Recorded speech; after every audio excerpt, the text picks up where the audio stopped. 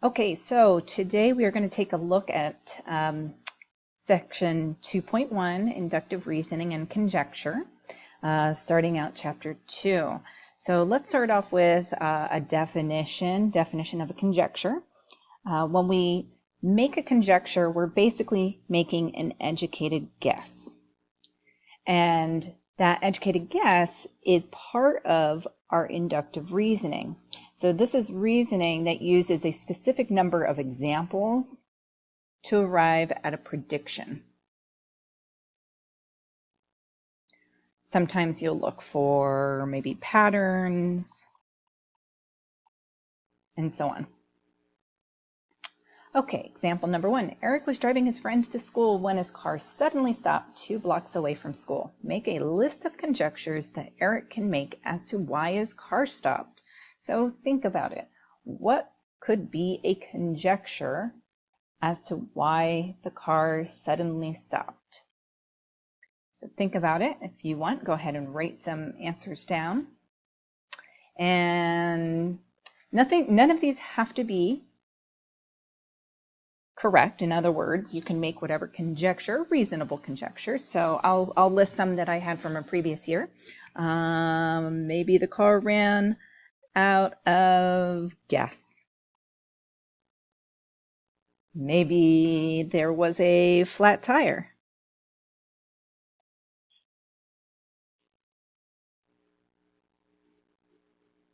Maybe something happened to the engine.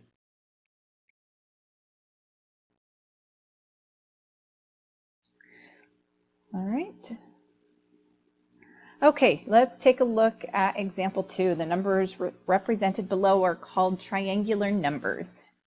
Make a conjecture about the next triangular number.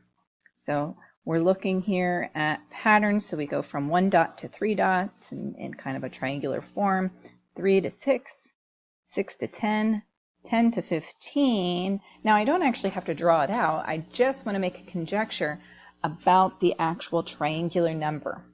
So take a minute, see if you can figure out that pattern. So it looks like if you see how we added 2 here, we added 3, added 4 to get 10, added 5. So that means the next number, so my conjecture is the next triangular number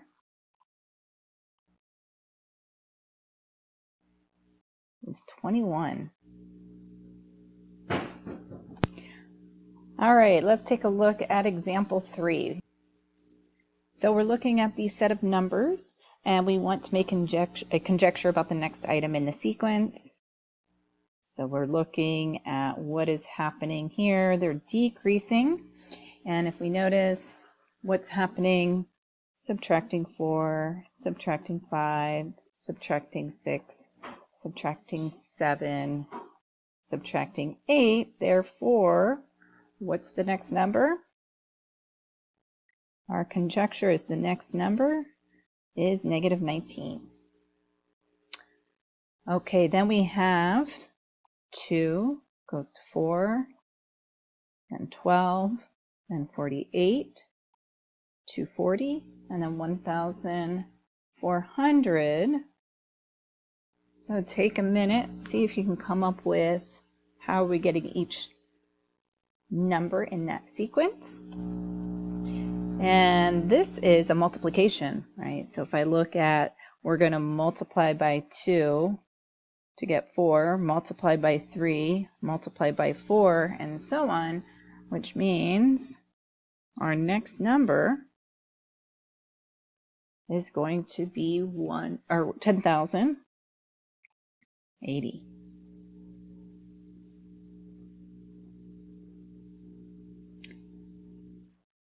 Go to page 2, and here's the other big part of this lesson. So one is making conjectures, and then the other part is establishing whether that conjecture is going to be true or false. So sometimes we can make a conjecture, but that conjecture is not always going to be true, and that is where we come up with a counterexample.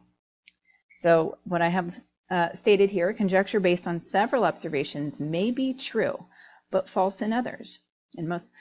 It takes only one false example, called a counterexample, to show, so basically we're showing that a conjecture is not true. In order for a conjecture to be true, it must be true in all cases. So a counterexample can be written out in detailed words, or you can make a detailed drawing. I want to make sure it's labeled, and I want to be specific. Okay, so here's our first example. Determine whether each conjecture is true or false. Give a counterexample for any false conjecture. So given, okay, so basically this is the part that has to be provided. So this is already true. Like basically this is known. Angle 1 and angle 2 are supplementary angles.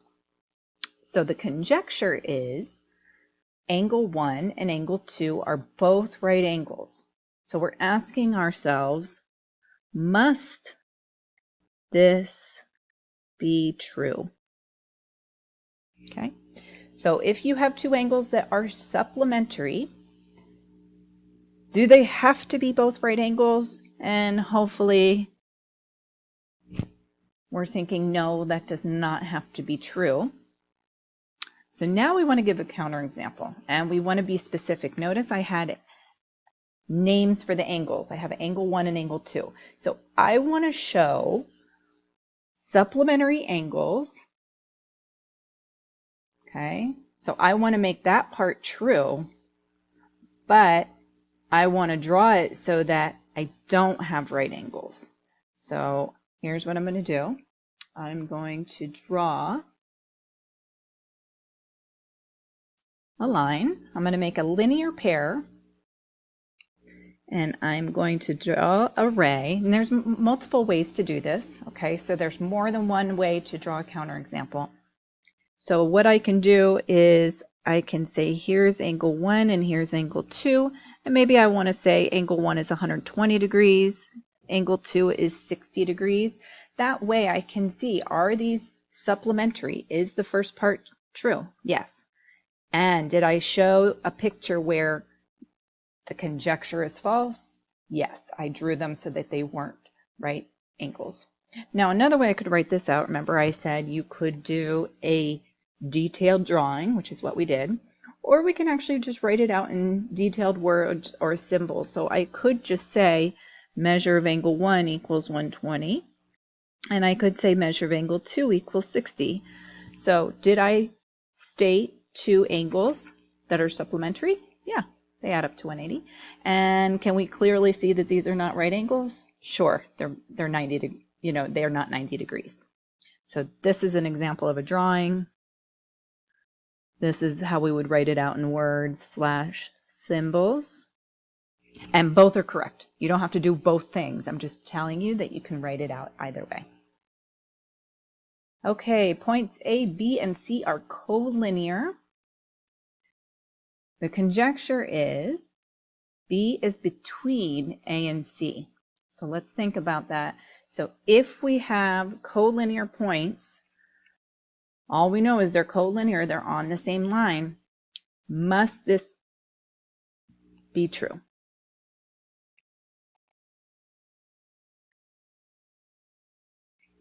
Does B have to be between A and C in order for all three to be collinear? No. So now we want to draw three collinear points. So I'll draw a line. I'll put 3 points. But I specifically want the conjecture to be false. So I don't want B to be between A and C. So maybe I'll put B here, A here, and C here. And that's my counterexample. And I forgot to state, sorry, we did not go back and say, so this one was false. So here's my counterexample. And this one was also false. So my counterexample